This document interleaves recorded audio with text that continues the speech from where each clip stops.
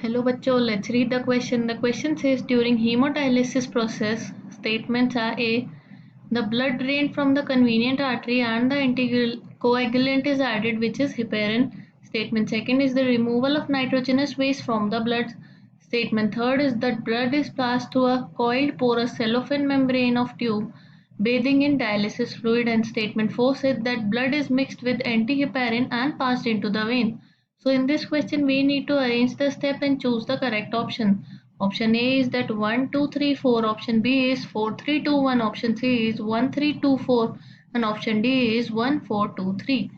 तो इस particular question में हमारा की कंसेप्ट हो जाएगा the process of haemodialysis.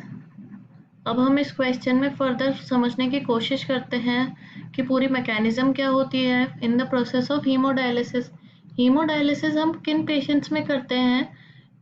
The patients which have faced the accidents and उनकी किडनी वर्क करना बंद कर देती है और a sudden renal failure occur हो जाता है due to some other reasons. तो इन पेशेंट्स के हम अंडर ये हीमोडायलिसिस परफॉर्म करते हैं। हीमोडायलिसिस बेसिकली सेम फंक्शन करती है as the kidney, therefore it removes the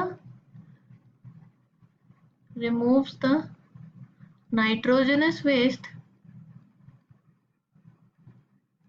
from the blood से हमारा नाइट्रोजनस वेस्ट रिमूव करने में हेल्प करता है हीमोडायलिसिस।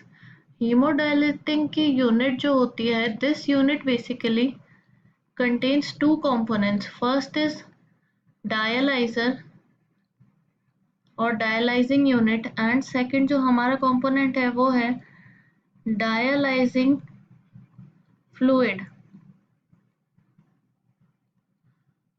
अब dialyser basically is made up of a cellophane membrane से बना होता है which is surrounded by the dialysing fluid. तो डायलाइजिंग फ्लूइड से सराउंड होता है। Dialysing fluid basically have same composition as that of blood plasma, बस इसके अंदर एब्सेंट क्या होता है? The exception is nitrogenous waste is absent in the dialyzing fluid।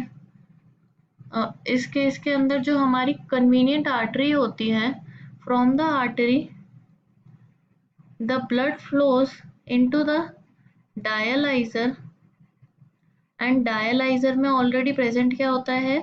Heparin which is an anticoagulant. Anticoagulant का मतलब एंटीकोएगुलेंट से वो कोएगुलेंट नहीं बनाने देता और उसको क्लॉट नहीं होने देता ब्लड को। And later the blood is allowed to flow in the tube bathing in the dialyzing fluid, जिससे हमारा मेन फंक्शन होता है which is the removal of nitrogenous waste. And इसके बाद में जैसे ही सारा नाइट्रोजनस वेस्ट रिमूव हो जाता है, the blood is later mixed with the antiheparin and the blood is allowed to flow in the vein of the individual।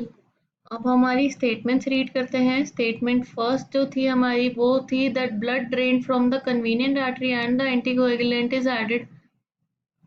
तो ये हमारा डेफिनेटली स्टेप 1 हो जाएगा। Step 2 says that blood step 2 में क्या होगा? That blood is pass through the coiled porous cellophane membrane of tube bathing in dialysing fluid. तो ये हमारी स्टेटमेंट सेकंड स्टेप हो जाएगी। स्टेटमेंट सेकंड जो है वो हमारा थर्ड स्टेप हो जाएगा that there is removal of nitrogenous waste from the blood. And जो हमारा स्टेप 4 होगा वो होगा that blood is mixed with antiheparin and passed into the vein। So is according the final answer for this particular question turns out to be option C, which is first, third, second and last is fourth. Hope you understood it well. Best of luck.